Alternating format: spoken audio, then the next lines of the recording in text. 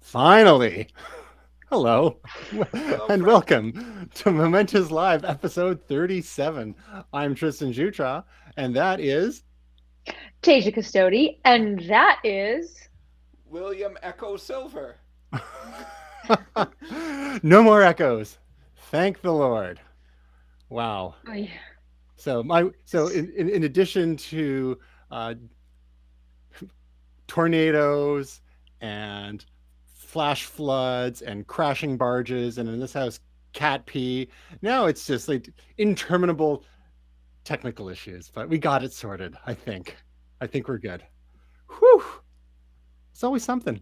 But Tasia, we're pleased to have you back. We missed you last week, but you're back this week. We thought Gray was going to be back, but it's about a couple more weeks. He's pulling a Tasia. He's keeping us waiting. He's letting the suspense build. It's pretty exciting. We need to do something momentous when the four of us are reunited. Ooh. I'm not sure if it's ever going to happen again at this point. We're going to have to see. Yeah, it'll happen, except we won't be able to hear each other, or it'll be echoey, No. or both. It's one of those things. I'm just sad I was looking through some of the stories from last week. I missed the moth the size of a rat. that's Oh, why, I that's missed why it too. you should never miss an episode. I know. I felt Yeah. so bad at going Yeah, on it vacation. was a she was thick. They figured maybe 20,000 eggs in there. Oh, It jeez. was like it was a chonker. Like, holy Oh, my smokes. God. Yeah. Yeah, it was interesting. It was just Jamie and me last week, and we spent most of the time talking about the metaverse, or metaverses, as the case may be. It was a fun deep dive. But Nice. missed y'all. Glad you're back. So let's get to it, since we've got to make up for lost time here, and we know someone needs their beauty sleep. Not going to name names. Me. So Ahem. let's see if we can get this. Oops. Get this screen sharing working again. There it is. And here it comes.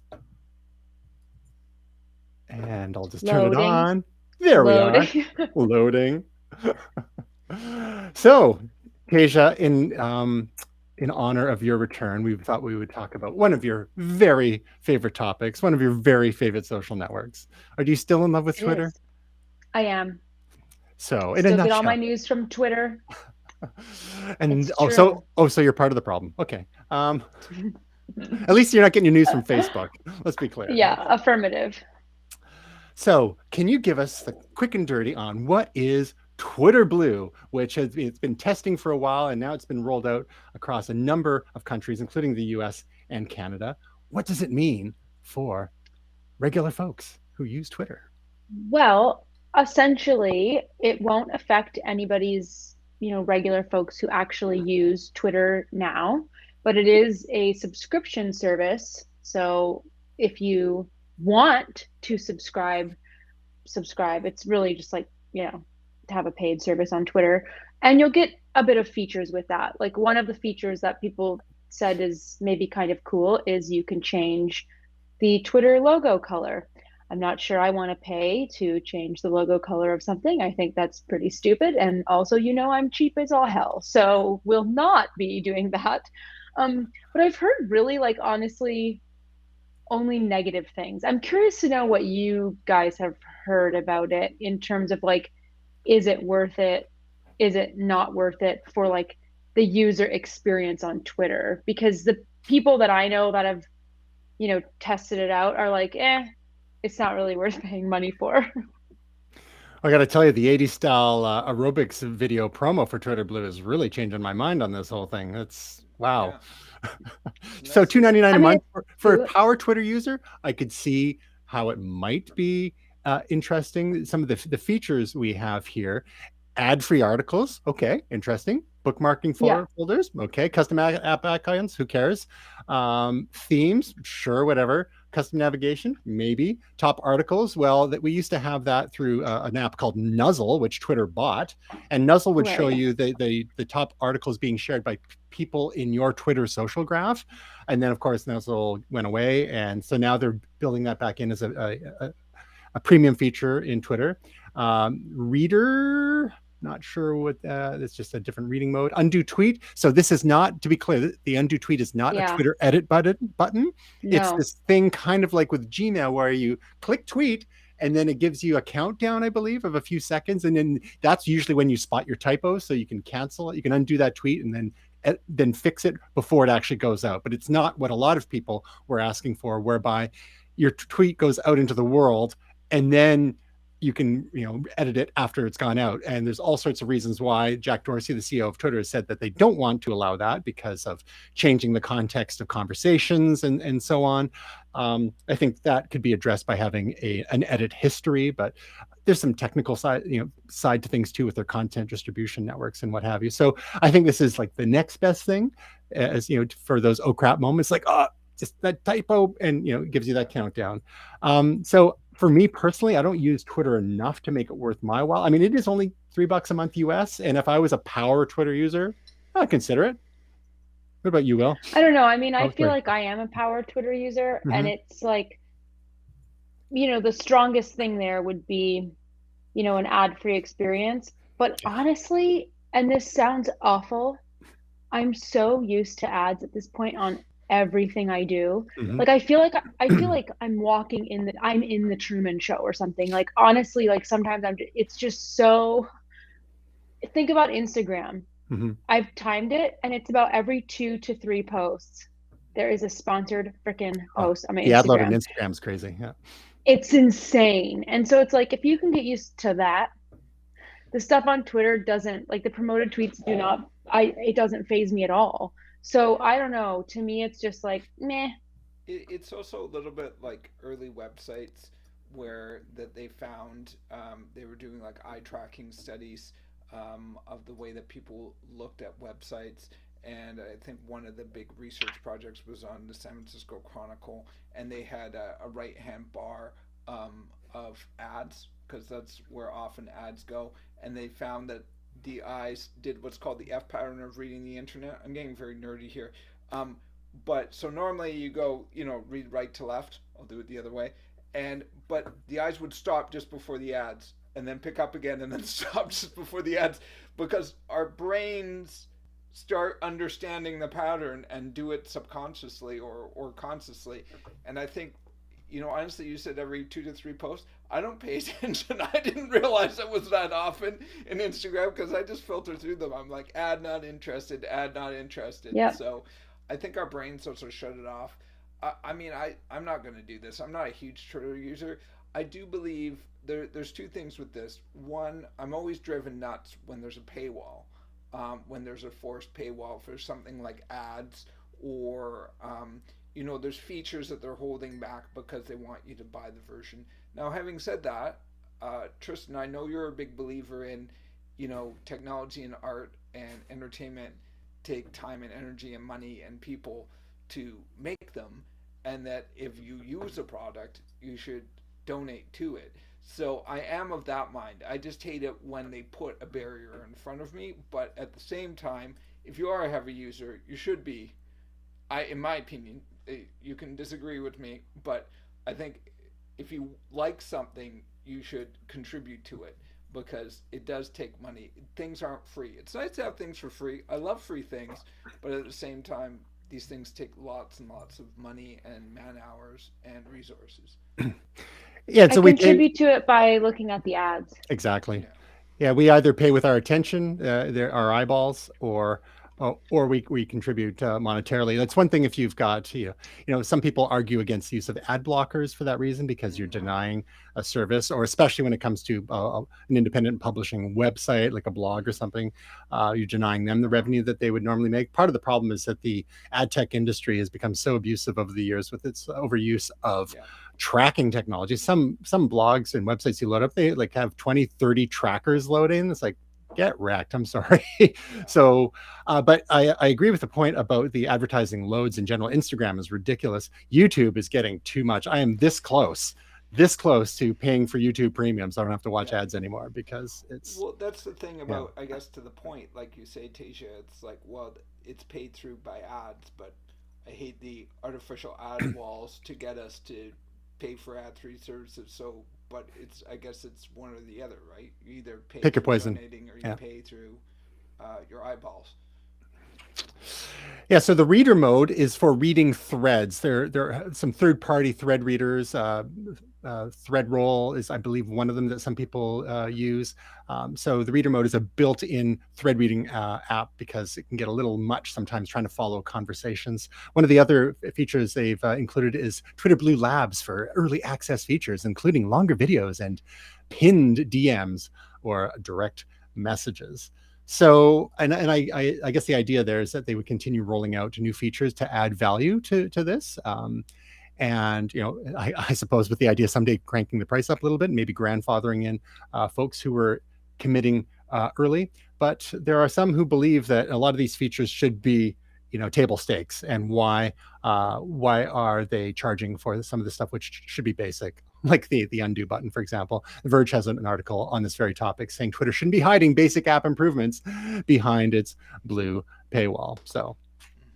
So yeah, I don't think I'll be doing it. It doesn't sound like any of us will be, but YouTube, just because of its ad load, it might get me just to get those ads to The biggest problem with that Mhm. is I've had friends of mine say things to me like, well, sorry, but I have an ad blocker. So like when I watch your videos, like, I'm not contributing to like your ad revenue because Mhm. like I have a third party ad blocker because I cannot handle YouTube ads. So, I mean, I get it. Like as a creator, that sucks for me. Mhm. But I get it as the user because I'm also a user. So like YouTube's really funny that way when you're on both ends of it. Mhm. And it forces you to be really conscious about like how many ads am I placing in this video? When am I placing the ads? Like what type of ads am I letting people see? Because it's a lot. It's a lot. So that is the other option then for people who want to help creators, earn something from all their efforts, is to subscribe to a service like YouTube Premium. So that way Exactly. you are preserving that revenue stream there. Yeah, and that's one of the things that both Twitter and Facebook and even Instagram really have yet to crack, is how to compensate creators on there, aside from doing their like little exclusive deals once in a while. YouTube is the one that seems to have the best kind of monetization options in there for all the complaints that people have about them with their seemingly arbitrary policies about demonetization and the like. And I'm sure you've run up against that once in a while. We even on this on our modest little channel here, even though we're not monetized, occasionally if we're showing without audio inset clips from like movie trailers or something like that, they'll say, oh, content copyright Really? violation, blah blah blah. It's like, really? This is like inset, low quality, no audio, using it to discuss. So I've responded. And we had this back when we were all working on Get Connected as well. News segments that we would post from Global, and when I would go on and we were showing like ad clips from like Dollar Shave Club and stuff like that, we'd get these copyright strikes. So I'd go, this is a news program and this is fair use, etc. So anyway, that's a whole other topic. But speaking of social media, one pet peeve that some folks out there may have had since about 2011 or so was the fact that there was a certain point after Facebook bought Instagram, whereby whenever you shared from Instagram to Twitter, your photos from Instagram wouldn't show up anymore in your Twitter timeline. They would just show up as links, because it was a little bit of a pissing match between those two, and hilarity ensues. So it's been 10 years, and apparently, finally, Instagram and Twitter have buried the hatchet, if you can believe it. So now when you share from your Instagram to your Twitter feed, photos will show up. They're not full res photos necessarily. And I get that, Instagram should still have the right to have, for full quality photos, come to the Instagram app or site to view that. But the story here from Casey Newton's site Platformer, I believe he's got a email list as well. Popular journalist, tech journalist Casey Newton. He has this whole story about how the deal actually happened, and it was basically over a backyard barbecue between executives at a couple of the companies, which kind of reminds us that behind all these social media corporate giants are actual people, and sometimes you can come to an understanding when you talk to each other like human beings. I don't know. Tasia, I'm sorry to jump in. I no. just pictured something out of like a movie about Silicon Valley where there's like Tone Loc's performing in the background, and it's like a pizza party and there's kegs of beer or something like that. It should really be Ja Rule, if we're, to be Ja clear, Rule, right? Yeah, sorry. yeah, just so everything can go a little off the rails. not not Travis Scott. No, not Travis Scott. That's, you're gonna have a bad time if it's Travis Scott. Too soon. Sorry. Mm-hmm. Tasia, how did this impact you? This whole 10-year or decade long feud between Instagram and Twitter. Did it sort of hamper your cross-platform social sharing? Yeah, because I never would share from there to Twitter because like nobody's gonna click on like a link with little context. You know what I mean? On Twitter when Exactly. you're scrolling, you want something visual almost to like stop your eye from the scroll. So this is very exciting now because now I'm like, ooh, I'm gonna try this and maybe not have to like go to yet another platform. Like it takes so long to post basically the same thing over and over and over again. So this might be able to save us time. Yeah, and without having to use workarounds or third-party apps to connect things together, like if Hmm. this then that, Zapier, or then there's other tools like Agora Pulse or Hootsuite, and all those. It's just extra layers of management and fragility involved. So having that direct connection is definitely handy. So yeah, just a interesting little aside, a little story about kind of the inner workings of Silicon Valley. How about you, Will? You're more of an Instagram guy than a Twitter guy nowadays, aren't you? I am a more of an Instagram person. Does it excite you to think that maybe you could share automatically from Twitter to Uh, Instagram? Maybe. I mean, occasionally I share things, but it's nice to know I have the capability. There you go. Build up those Twitter followers, all that engagement. Got to do Yeah. that. All right. Well, in this past week, I guess it was Thursday here in Canada, we had Remembrance Day. In the United States, we had Veterans Day.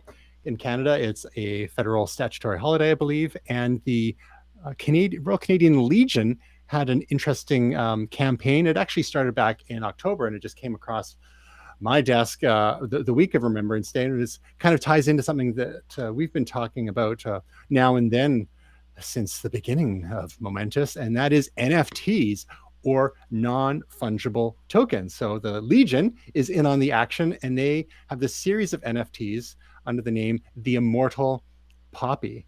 And what they did is they honored a number of soldiers who were pivotal in their own right over the various battles, I suppose you could say. And they have one honoring Huron Corporal Huron Brant, Captain Nicola Goddard, Private Buckham Singh, the O'Brien brothers, Mark Graham, Alex. Oops, went too quickly there.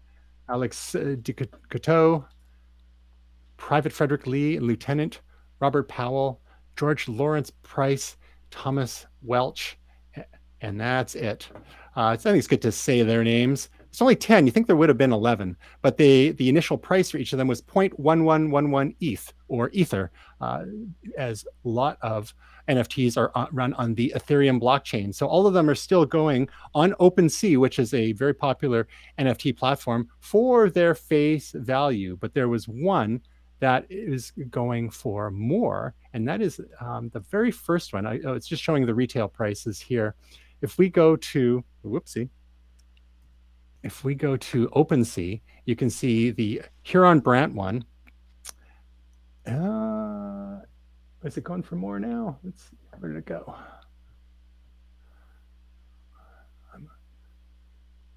Maybe it's the price. Maybe the guy. Oh, so the most recent buyer had tried to mark it up. It looks like it's had 8 owners. So that's the neat thing about the blockchain, is you can see the history of items like this, such as NFTs, and we can see the price history as well. But it has since changed. It was back to 0.1111 ETH.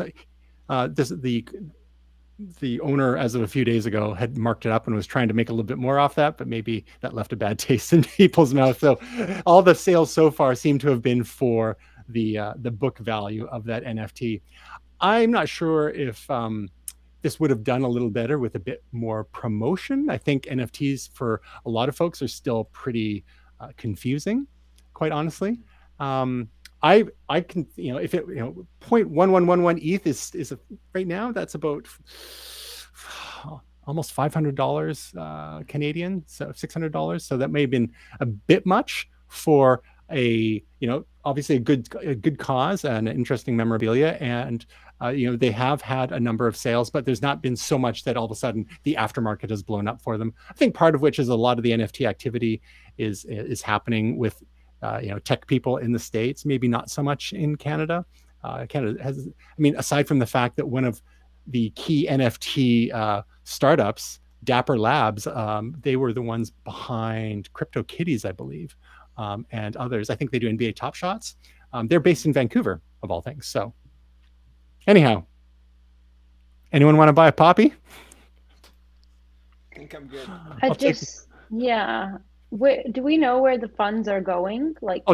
To the Legion. That's one of their fundraising efforts. They've got as a not-for-profit organization and or non-profit, that is their actual registered charity status, and they've been around for a long time. So I don't know if there's any question there. The only thing is when it gets into the aftermarket, I don't know whether they programmed into the smart contract that they would get a cut of additional sales or not. And that's one of the most powerful things about NFTs. Anyway, let's move right along, shall we? The world's largest super record company is creating an NFT supergroup. There you go. If you don't want to do it for the veterans, how about for a band that looks vaguely reminiscent of Gorillaz, one of the projects of Damon Albarn from Blur. It looks like the refugees from the Bored Ape Yacht Club here. World's largest music club and that's a real thing. Bored Apes have sold tons and tons of NFTs over the last several months. So now record labels are getting in on this. And this is one of the first use cases that we talked about several months ago, was being able to have additional features for fans of bands, such as VIP access to gigs and virtual collectibles and whatnot. So now, I believe it's Universal Music Group. It's like, oh, wait a sec. Why don't we just start our own virtual group here and make NFTs right out of the gate? Anyone? Thoughts? Is this just capitalism once again, taking this to a logical conclusion?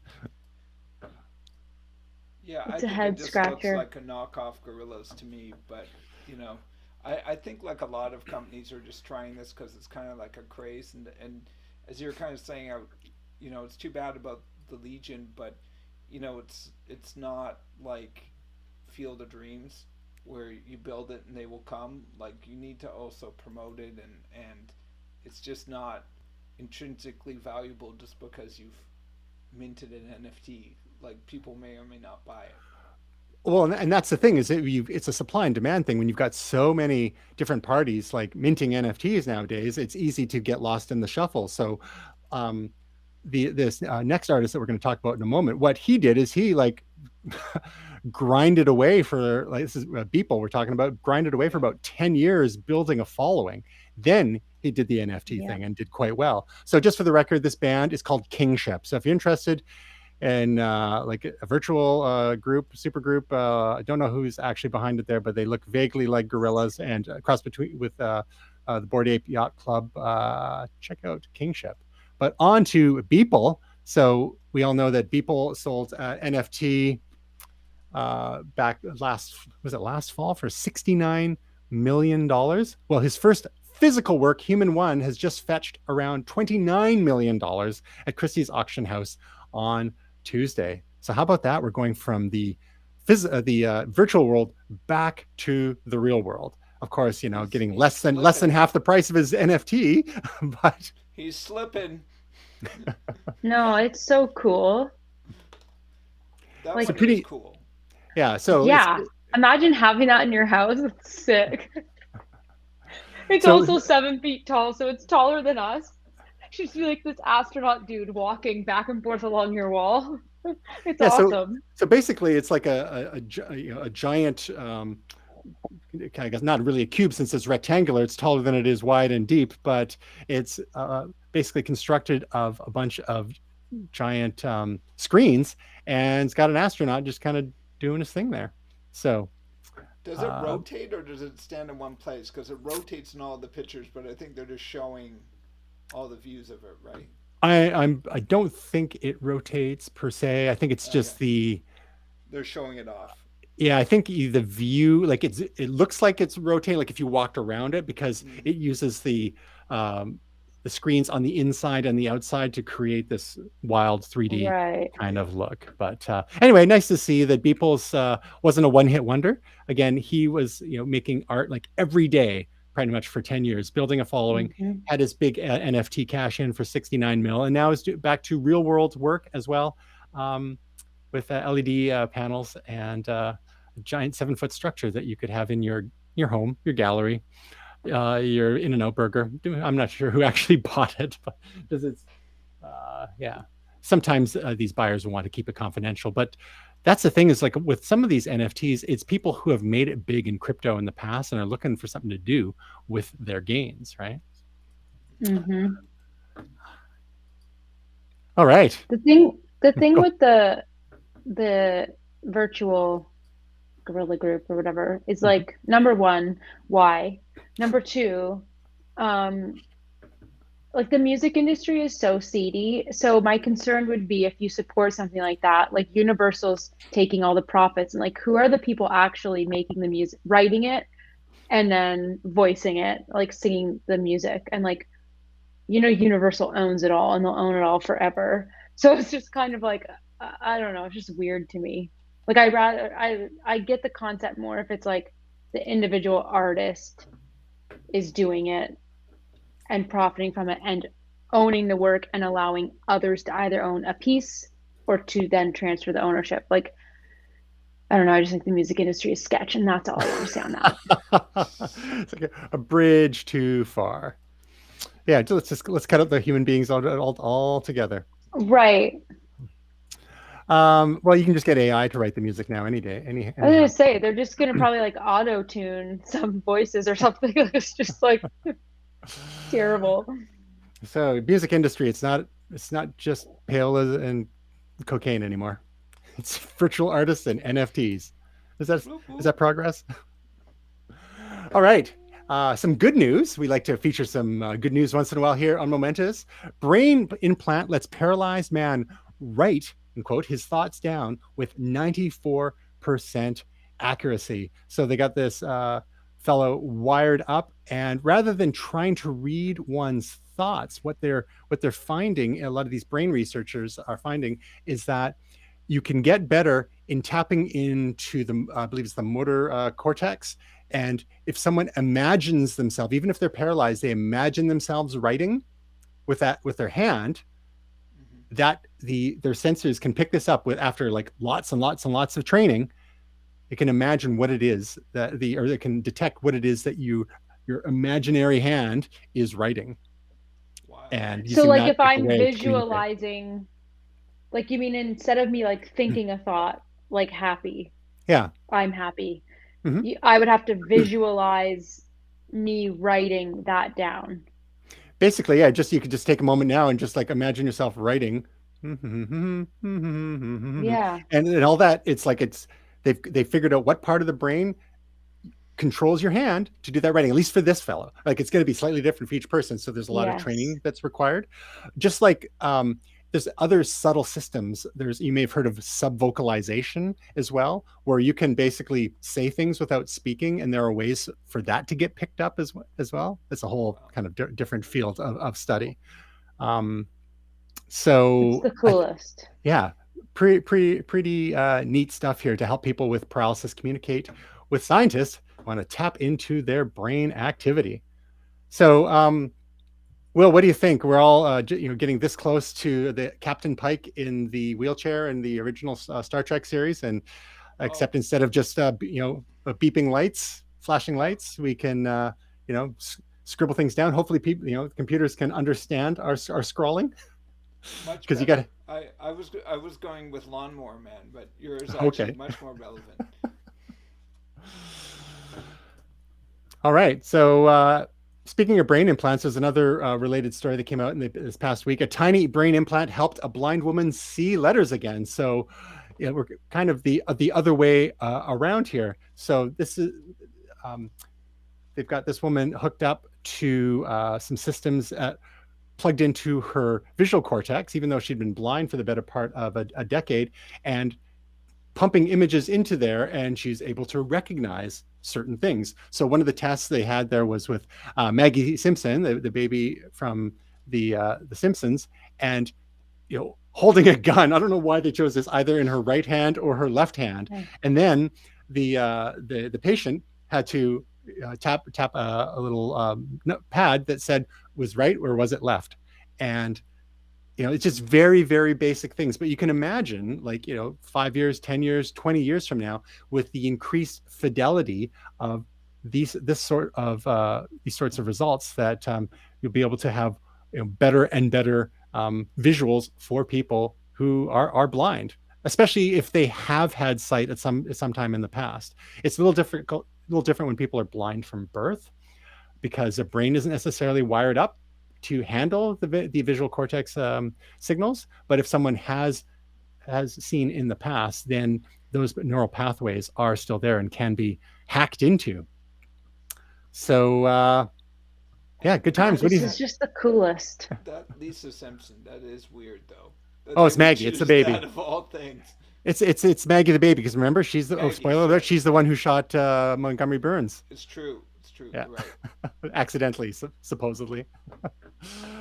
So yeah, bring on the cybernetics. Like, this is the dream, that those who have been disabled in one way or another are able to do things like communicate through writing, or be able to take incoming visual information.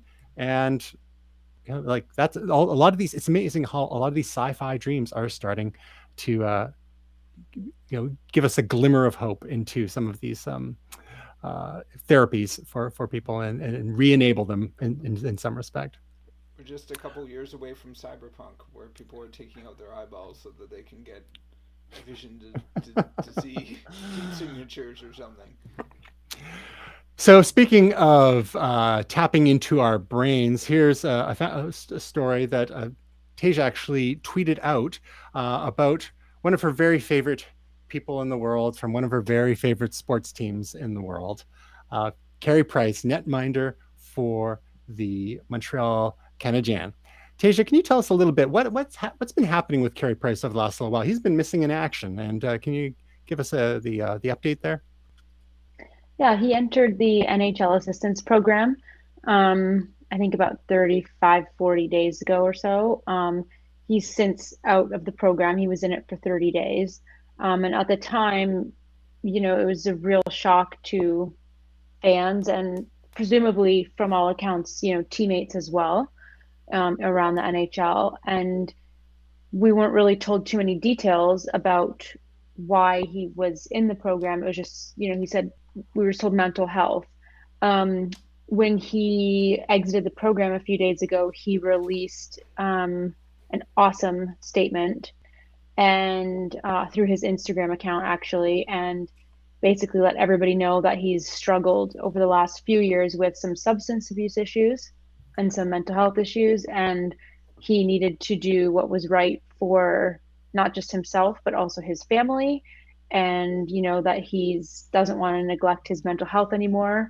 And then he just kind of thanked everybody for all the well wishes, and asked for some more privacy, essentially, so he can continue his recovery.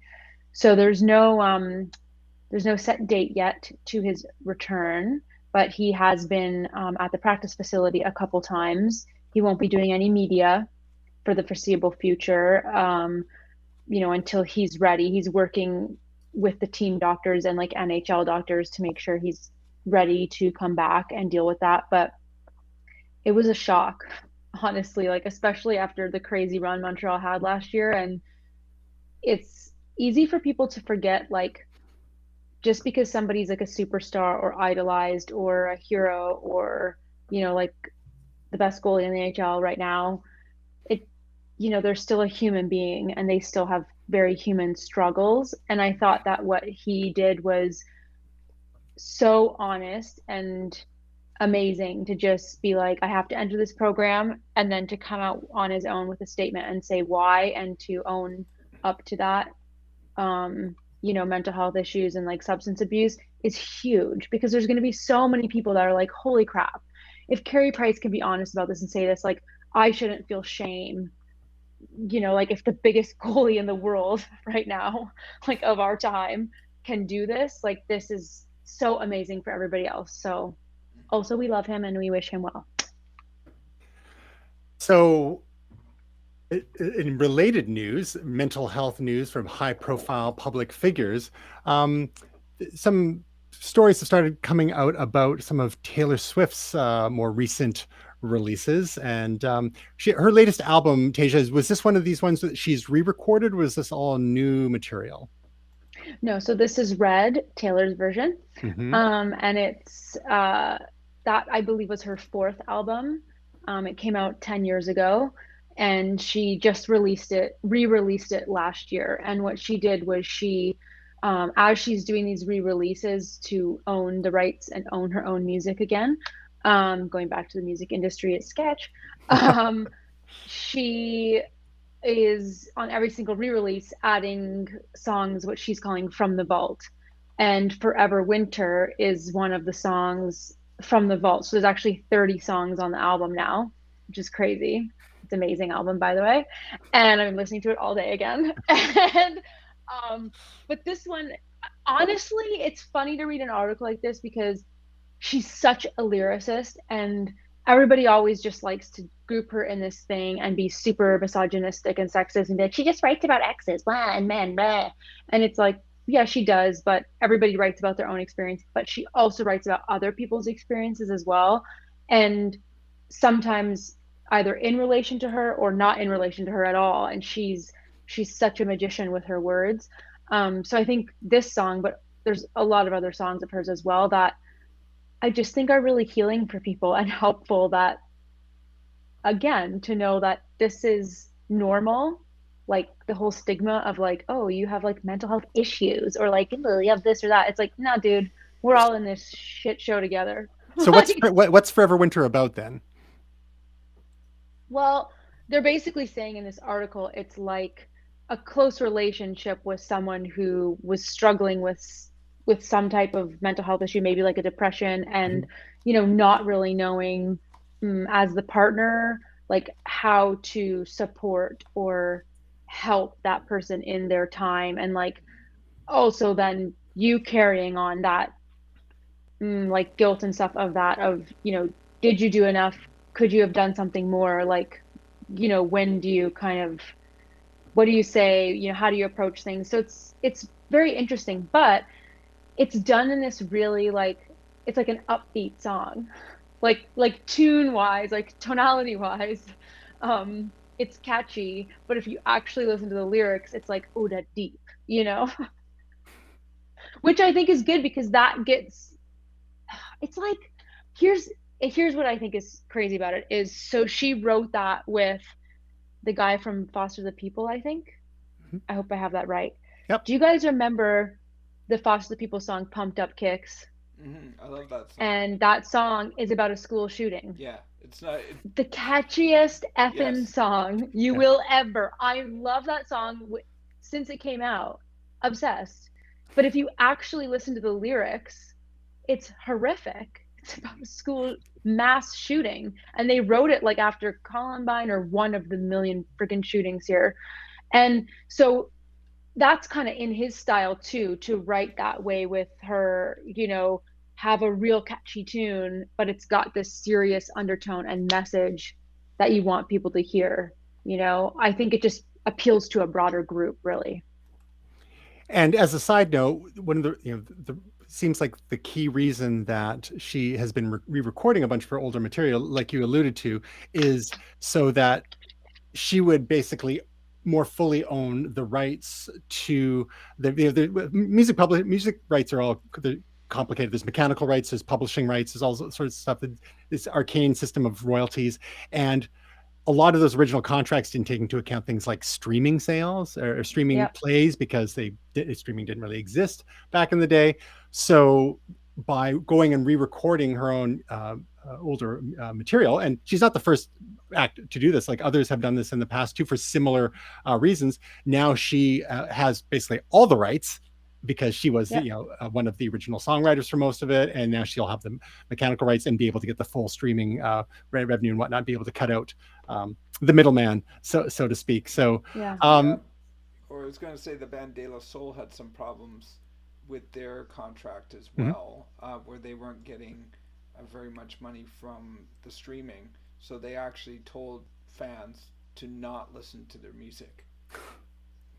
Yeah. So Taylor, I don't know if you guys remember, but she fought for artists to get revenue from streaming services because I don't know if you guys remember, but back in the day, it was just like, no, you don't get like sorry to these artists who wrote the songs and own it or sang the songs, whatever. They got nothing, and she pulled her music.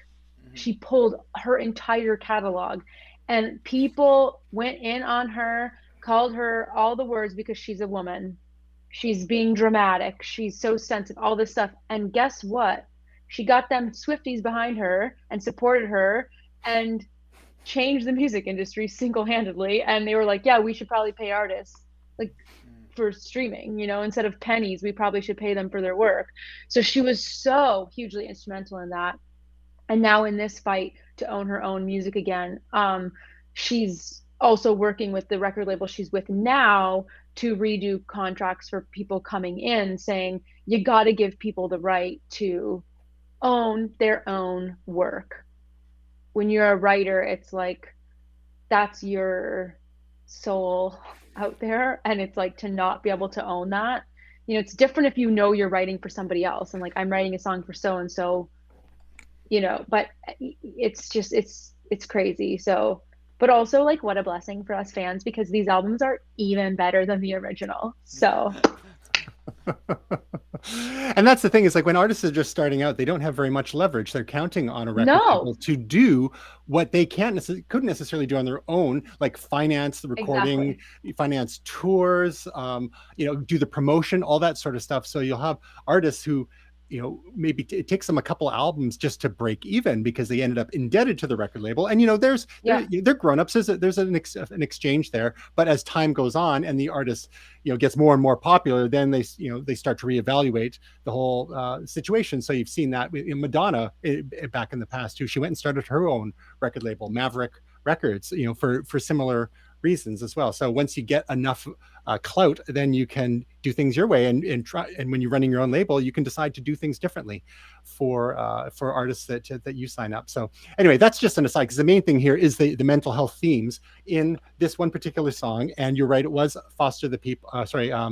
Foster the People, because Mark Foster was the lead singer there, so he was a collaborator on that track. But just on this whole theme of mental health, we just here in our time zone, maybe not yours, Tasia, we've switched back to standard time. So now it's getting darker earlier in the afternoon, and for My that, some cats people wake that me up at 4 a.m. now instead of 5. perfect. Yeah. Perfect. So, that there's some people who struggle with the seasonal affective disorder, and not to mention the fact that the pandemic has taken a mental health toll on people. And we spoke about this maybe about 6 months ago and talking about some of our routines. But there was a recent study finding that one of the key ways that adults have been successfully addressing some of the mental health challenges during the pandemic is by regular physical activity, mental health, getting that heart rate up, getting the blood flowing. What it can do for your well-being is tremendous, especially if you can do that sort of thing outside as well. So some interesting research being done there in this reporting. It was, I believe, 1,500 people or so, basically saying that these are proven ways that can help many people. Like if you can, get there. Sometimes it's just like you do one thing, right? You do one pull up or chin up, right? Or you take a short walk, a 5-minute walk, and then maybe the next day it's 8 minutes, and then the next day it's 12 minutes. Having a dog like we do, and you do, Tasia, that's a built-in regular activity if you're walking your dog once or twice a day too. That can be huge. I know that I have been really thankful that our roller hockey started up again in May. So we had that outdoors all summer, and now we've just started up indoor floor hockey, which a friend of mine organizes. So that's a little different because it's indoors, but everyone's double vaxxed, and so far so good. But just having that, having that regular physical activity, getting the heart rate up, feeling energized and a bit more like we're doing something to keep in shape. Not to mention the social aspect for those for the activities that do involve other people as well. So let's start with you, Will. What's your current regimen when it comes to physical activity during these still unusual times? Well, I mean, I'm a little bit different now because I actually go into the office a few days a week. But when I'm working at home, I try to go for a walk before I start work, and then at lunch I go for a walk. And then if I'm feeling extra energetic, I try to go for a walk after dinner. But that's sometimes more challenging than the first two walks. But for me, it's also a bit of a mental health break in terms of getting ready for the day and then sort of taking a break. Middle of the day. I had a wise and kind mentor slash manager who said, always get up and away from your desk at lunchtime, and never. Someone stroking their beard. Never eat lunch at your desk. Always get up and go for a walk. So even at work, one of my coworkers, he's a great guy. He likes working through lunch. I always try to go for a walk. It's each to his own, but I always have a little bearded voice in the back of my head that says, "Get up, get It's away itchy. from your desk." Yeah, it's itchy. But yeah, each to his own. I mean, like you say, everyone has their own way of dealing with things, but that's always been something that I have needed to do, is especially at lunch, is get away from my desk. So now that you're back at the office, you're managing to do walks most days at lunchtime? Yeah, well, I don't do. So I work a couple days a week at home, Mm-hmm. and I do the walk in the morning and the walk at lunch. And then when I'm at the office, I don't really get to do much of a walk. I walk from my car to the office, but I definitely take a break at lunch, and sometimes I take a break in the afternoon with a coworker and go for a Gotcha. walk. Good. Yeah, because I remember that when we worked together back in the day, that Yeah, was the a fixture of your day was doing the little lunchtime walk, and especially if yeah, you can do it with a friend, if that works for you too. Sometimes people yeah. just need to get away from other people, and that's everyone's wired a little bit differently. How about you, Tasia? Because you're mostly a work from home type, except maybe when you're on client gigs. So how are you, keeping fit and well balanced mentally? As during the pandemic, because you weren't here for when we talked about this a number of months ago. I think Jamie was here for that discussion. Your weather is maybe a little better than ours here north of the border, but what's your usual routine to keep things together? I do YouTube workouts 5 days a week. Ooh, good Nice. for you. Except for this week, I just finished a 50-day challenge and it was a lot, so I've taken 2 days off. Good for you. My body needed some rest. But I'll be back at it tomorrow. So, but that's the biggest thing, is just like, even on days if I don't feel like it, it's like I have to move my body. Midday, I will force the dog to cuddle with me. We will get on the floor. I will have a cuddle puddle with her. She's all up in my grill, and it's just Don't joy. don't say And puddle when it then comes to pets. It's hits a little too close to home at the moment. Yeah, too close to home for you. Yes, yeah, yes, that's true. But yeah, and that's just a nice little thing. And also, it's important for me to rest my eyes because, I mean, you guys get it when you're staring at your screen all day. Like it's a lot on my eyes. So also during the day I take eye breaks, like where I'll just like have to look at something that's not something electronic, like not Hmm. a screen. Hmm. And then yeah, we walk Poppy. I'll go for a walk with her every night, which is really nice too. And same with what Will said, I never eat lunch at my desk, whether I'm at a client's office or whether I'm like home. I make my break in the day and I go into the kitchen. I'll do whatever I gotta do to prepare, and like I don't think about work during that whatever 20, 30 minutes. It's just like a little mental reset for me. Do you have a bearded voice in your head as well? Gross. Now I will. But Uh, I'm a big fan of like my cousin and I used to call it way back in the day the walk and talk. Oh So if yeah. you have somebody you can go for a walk with, whether it's like on a lunch break or a weekend or whatever, go for a walk and talk. it's like you're in an It's Aaron really Sorkin nice. TV series. It's like The West Wing. It's Walk really with me. Yeah. nice. Yeah. And everyone sounds Yeah. super Just smart a during their walk and talk. conversation. Yeah. Or talk about whatever, that's fine. To each their own. But yeah, Uh, it's just a nice little break, like I don't know, it's overwhelming, especially when your job is like online and you just Oh yeah. read all the crap all the time and it's just there. It could get to be a lot. you raise a good point that I believe that we touched on when we discussed this previously, is looking away from your screen for a while, but specifically looking like out a window or even going outside and just looking into the sky, just refocusing your eyes on something that's not right in front of you has Hmm. has benefits for your brain and your well-being as well. Surrounding yourself with green, with plants if inside your house, or when you're going outside, if you're fortunate enough to have trees and plants, a garden. I know it's maybe a little less green where you are and more kind of desert colored in places.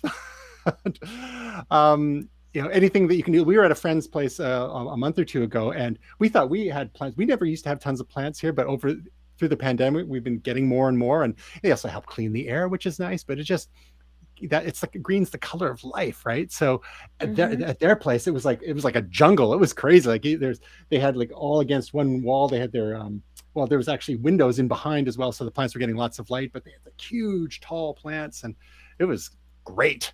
I mean, the only thing is you just have to try not to kill them, and that's always part of a challenge for us. Yes. Or get Plants ones or that you're. people? Oh yeah, exactly. But also be careful with pets because some, especially kitty cats, like to nibble on plants, and you have to make sure you get ones that they're Yeah. not going to harm them, or ones that just won't tempt them at all. So, just a quick side story. My in-laws' cat, Winston, swallowed some like very thick, I don't know what it is, like grass type material, and it got stuck in his throat, and they actually had Oh, to go in and cut it out because it was so they had to like put him under and then cut it out it's because just cats are, I guess, like eating grass, right? It's just a natural, yeah. And my joke to my in-laws, it's sort of like a car. You don't get out of the vet without paying $500. yeah. Been there. So also on the mental health front, there are some, of course, some tech things that can help with that. Of course, we kind of overdo it on tech a little bit. So let's turn the tables and use tech to help us get through another winter of our discontent in these COVID times. And I found an article from last fall, actually, from Mashable, with a few key reminders of things that we can be doing, like separating work tech from fun tech, using physical space to change. Like if you're all day on your computer on Zoom calls and whatnot, when you do the same kind of thing to reconnect with friends and family, maybe if you've got a different computer setup, or if you've got lucky enough to have a laptop or a phone or a tablet that you can use in a different space, so you're not in your workspace. That's one of the things with a lot of us working from home, is the difficulty to separate work and personal. So if you can make that physical break when you are using your tech to reconnect with friends and family. And then for some folks, being on the screens all the time on Zoom calls and team calls and Skype and all that can get a bit much. So sometimes just regular phone call is great. And when you're on a walk too, you don't have to be looking at a screen all the time. They say one of the most exhausting things about being on a screen is seeing yourself, and you're always distracted by yourself on there, and then you're always self-conscious. So the other thing you can do is turn off your own preview once you've established that you don't have anything stuck in your teeth, or that you've got holes in your shirt, like I discovered when reviewing our video from last week. So other things, curating your social media, just making sure that when you are online on social, that it's you're seeing things that make you happy, and don't just scroll endlessly. That's one of the problems, is the infinity pools of social media. The way things are designed, you can just keep scrolling forever. And making sure to use the tech to help us connect and as opposed to isolating. So back to you, Will. What sort of best practices for tech use, whether it's devices or screen time or what have you, that whether some of these things or other things that you use to, again, try to not overload yourself Well, and not to isolate too much too. I try to put my work computer in a room and try not to use that work computer in that room if I'm not doing work. And, sometimes I'll actually get up and go downstairs and play a tablet game for like 5 minutes just to get a break and then come back upstairs just to differentiate. I agree with you, just going out for a walk or staring outside or playing with the kitty cats is a great break. You mentioned curating your social media. There's actually an Instagram account. It sounds so silly. I've been following recently. It's called Self Care with Walls, and it just has little images that's like on the side of a truck or on a wall, and it says, "I'm proud of the progress you're making, no matter how small. You Oh, made the best decision you could with the information you had at the time." And it's just, it's silly, affirmations. but it's the little messages once in a while that as I'm scrolling through, pictures of people's brand new sneakers or, some silly post about Kanye West or something, there's just that positive message in there. And I find it helpful for me. It's I'm kind of surprised at myself that I find it so helpful, but I found that very helpful for me during the day. How about you, Tasia? I do curate a little bit online. Um, Lately, guys, I have to tell you, like noticing my screen time on my iPhone, it's a personal embarrassment. So I've been trying to like I turned give that off. myself little, oh my God, I don't right? want to know. I don't want to Seriously. know. I should because it's like shameful. And then I go, what could I have been doing in my day that like with these hours? But some of it is work, so like Mhm. it's hard to say, but I've been trying to get better, like try to beat my score. That's what I call it every day. So it's just kind of like if I had a really terrible day and it's like most of my day is like of screen time, then I try to do a little better the next day. Um, because I do find, especially at night, I have to get better at this. If I'm scrolling my phone before bed, I have a worse sleep or worse time getting to sleep. If I read a physical book, I usually fall asleep easier, whatever that is, whether it's the blue light or the stress of what I'm reading. I'm not really sure which it is, but yeah, I don't know. So I'm trying to get better with that. I got a new David Sedaris book, so that's funny. So I'm kind of reading that a bit now before bed and lull me off to sleep. David, speaking of David Sedaris, I'd actually gotten tickets for a David Sedaris event. It was like a year or two ago, and it just keeps getting postponed and postponed. Oh So God, hopefully I it's supposed to love be happening. him. It's supposed to be happening this spring. So looking forward to finally seeing that because my uncle's a big In fan. Vancouver, Yeah. in Vancouver. Yes. Yes. Come Oh on my up. God, I wonder if I can get tickets. Because like Come on up. I would totally do a trip to Vancouver in the spring and see Momentous David live Sedaris. live. If Momentous live. Yes. Yes. Momentous It'd live be too much. Max. We'll get there. Live There'd be two Max. of us in a little square. There'd be like a whole group of us in a little square. Yeah, We'd only need exactly. one square. We could hold up our own squares. All right, so yeah, check it out. I have to admit, Tasia, I was doing so well at the beginning, like late winter, early spring 2020, when the S was starting to hit the F, and I was reading proper Mhm. books before going to sleep, and it was, and then I just kind of fell off the wagon. You know what the problem was? Ready Player Two. I was reading that, and it's just like Ready Player One was great. I mean, in its own way, but Ready Player Two, it's just been a slog, and I'm just like not that motivated to read it. And I don't like. I Yeah. already have like six, books that I haven't finished reading, and I want to finish what I start, right, before I start Yes. something else. And so Same. you fall into this trap. It's like, oh, I just gotta, clear, looking at some stuff here. Oh, you got to check Instagram, make sure there's nothing I haven't seen there. Oh, just check Facebook, all these things. And then I've got, my RSS subscriptions, my must reads. And next thing you know, it's 3 a.m. It's like, what? Oh my God, I've done it again. And you Yeah. just get into that whole Yeah. self-loathing spiral. Well, I play So games, but the other yeah. thing that drives my wife crazy is she'll turn over and like, "Are you looking at pictures of mixers again?"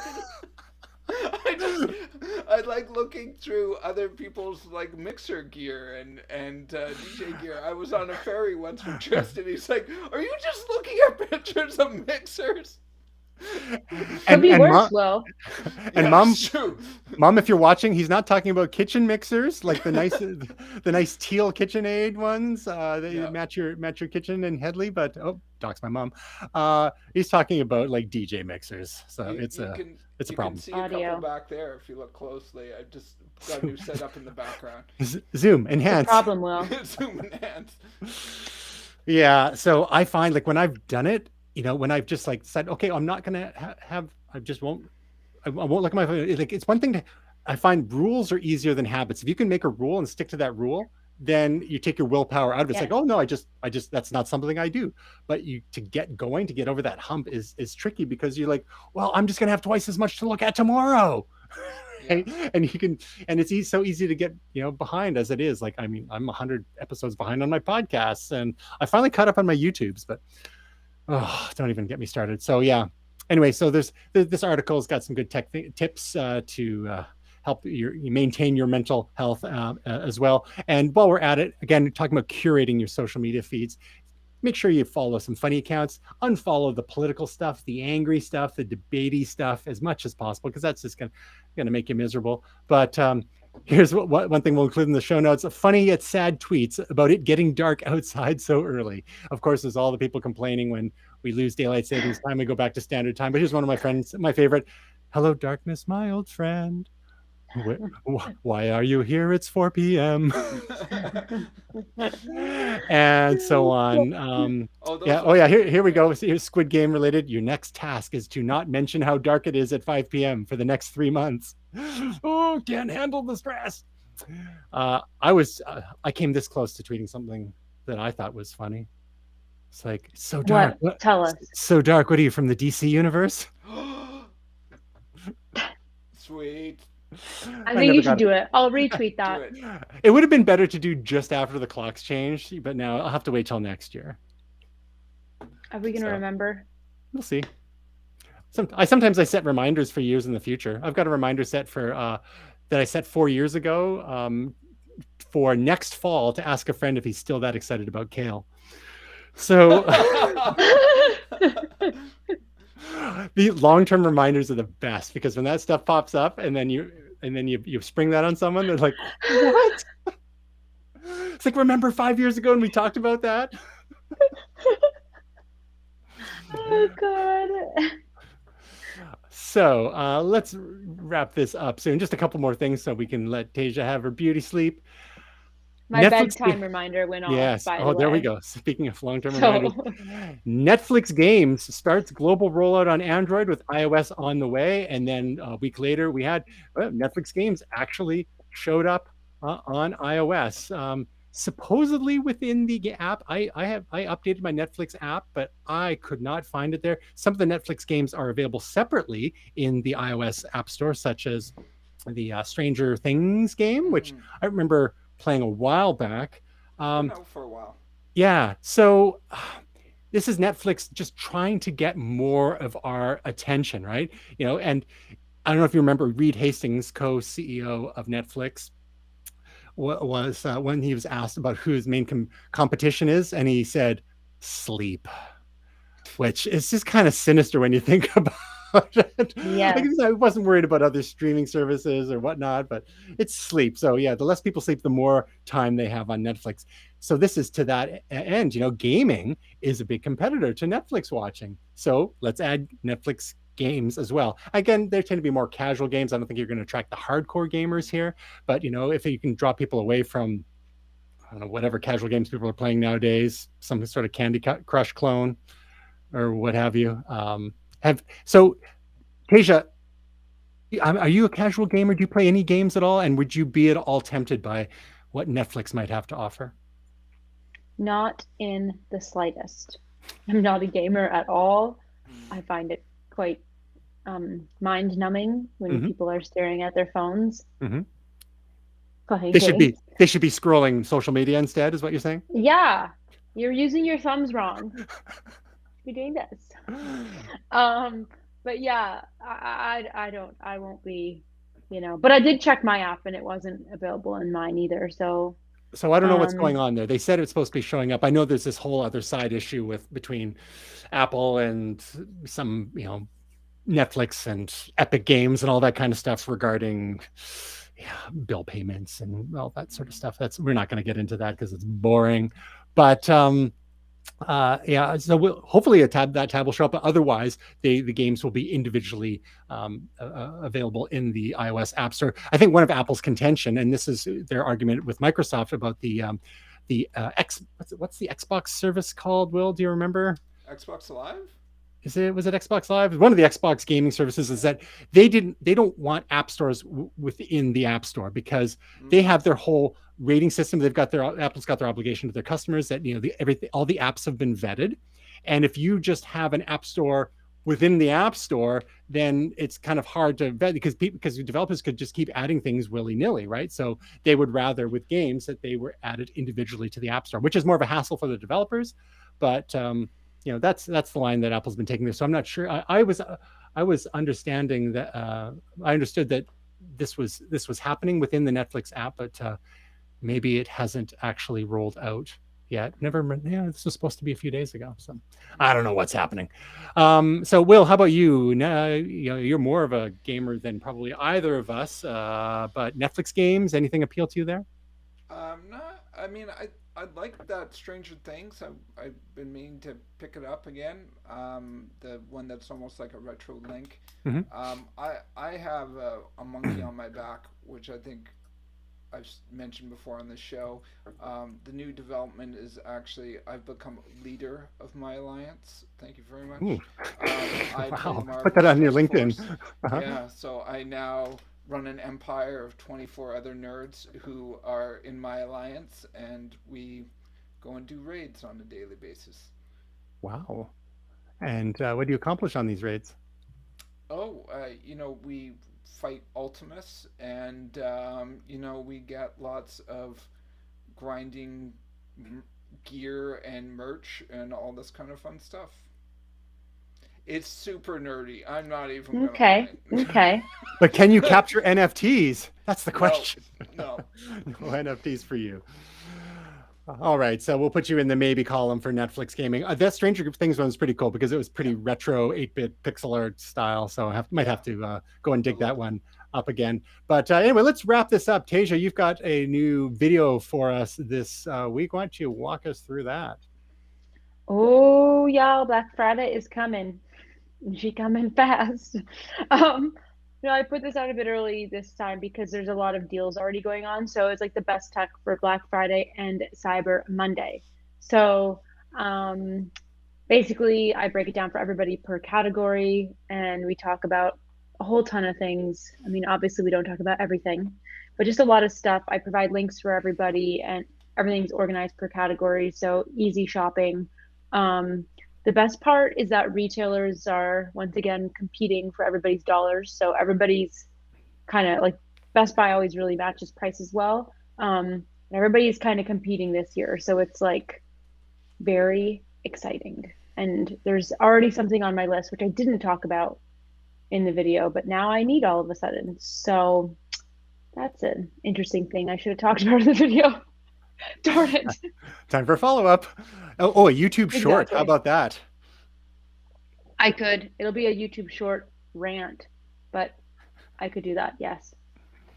But yeah, Uh, that's all the video was this past week, just so people can get wet their palate with tech stuff because now is the time to order. Like there's some sales already going on that probably things won't see even more of a discount. So it's kind of like a game. Do you pull the trigger now? Do you wait till actually Black Friday? But God, there's so many good sales here. It's not as good in Canada, eh? It's like really here. well, I was going to say that a lot of these retailers, online or otherwise, are starting their holiday sales early. Not Yeah. and for one of the reasons is supply chain issues. They're encouraging people to shop early because who knows how long it's going to take for stuff to actually show up. And speaking of Canada, here in the Metro Vancouver area, I don't know if you've heard with the recent torrential downpours and flooding. Uh, I haven't checked in the last few hours, but all routes coming into the Metro Vancouver area have been blocked. All 5 major highway routes are out. So good luck getting stuff in here, unless it's by plane or by boat. So Awful. yeah, that's no fun at all. Now, have you started your holiday shopping yet, Tasia? Yes, a little bit. I mean, we don't really go too crazy around here, to be honest. Mhm. And it's like you guys know I'm pretty cheap, so whether it's for myself or like whatever, I'll spend money on other people, but for myself, it's kind of like, why? But yeah, we did start. I don't need too many things this year. That's the thing. Like it's hard to justify always upgrading your tech, you know? Like if everything's working and you just don't need it, it's a tough sell for me. So, you know, what about you guys? Did you start? A little bit. Let's throw it to you, Will. What's have Yeah, you got my present yet? working on it. Um, Don't no, need I shouldn't say too much because she may be listening, but to. I've bought my wife some things. Oh. They won't Oh. come, which is good. Local media has been scaring the bejesus out of people, just like gotta start shopping early. So I got all my shopping out of the way for her, and then yeah, we're slowly trying to buy for other people. Excellent. And I think, sort of touching on what you had mentioned, Tasia, there's a number of us, especially the older you get, like certain people here, that it's like, I've got most of the stuff that I need, at least, in the price range that anyone would be willing to shell out for. So, when some families do wish lists and stuff like that, but even in your own giving, sometimes experiences can be nice, whether it's, you know, uh, events, concerts, Mm-hmm. escape rooms, or what have you. Just things that you can do, together. A night out, or if you know people with kids, that you give them a night out and include the babysitting along with it. You take care of their kids for them. There's all sorts of creative things that you can do. And a side note too, there are lots of large online realtors, retailers. Some of them rhyme with Schmamazon, and not to mention big box stores. One thing I always encourage people to do is, look at the prices and then see if there are other local retailers that may have Mm-hmm. the same thing for a close price. Because the more that you can shop local, that there are a number of benefits.